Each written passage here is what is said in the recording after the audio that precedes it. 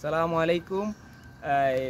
আজকে আপনাদেরকে একটা অন্য ধরনের একটা গাছ দেখাবো। এই গাছটা উপরের দিকে এই যে গাছটা দেখতে পাচ্ছেন এটা হচ্ছে বাদাম গাছ, আর এটার মধ্যে একটা ফল ধরে, এটা হচ্ছে কাঠবাদাম।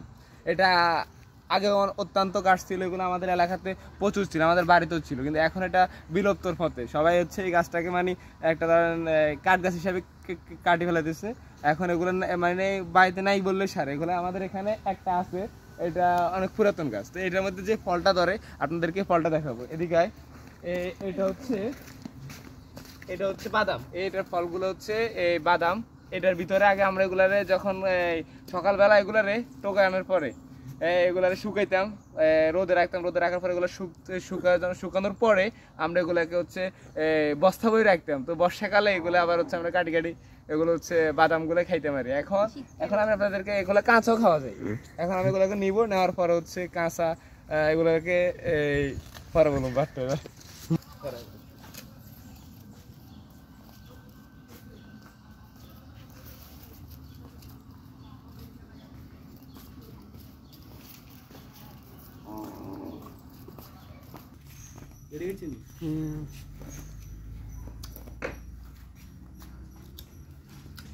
আমি ছিলবো। ছিলার পর দেখা যাক। আগে অনেক স্পার্ট ছিল, আগে আতুরে দিয়ে দিতে দাদি কবে দেখছি যাই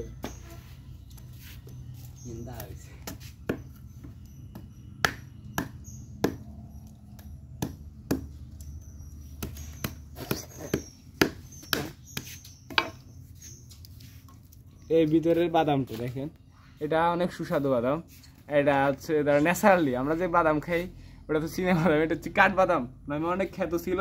এটার অনেকগুলারে কি এগুলো সব শুকলাইলে আরো ভালো হয়। এখন তো এগুলো ডাইরেক্ট কাঁচা, আমি এগুলার কাটছি। তো এখন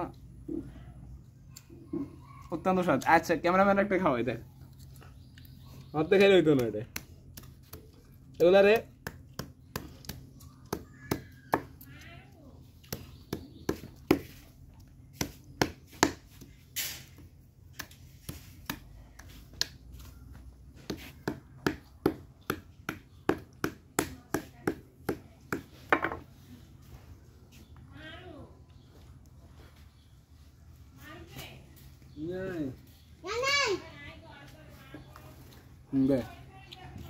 আর এখানে দেখেন, এখানে অনেক বাদাম। এগুলো আমার ছোট বোনে অনেক দিন থেকে এগুলো টোকাইতেছে।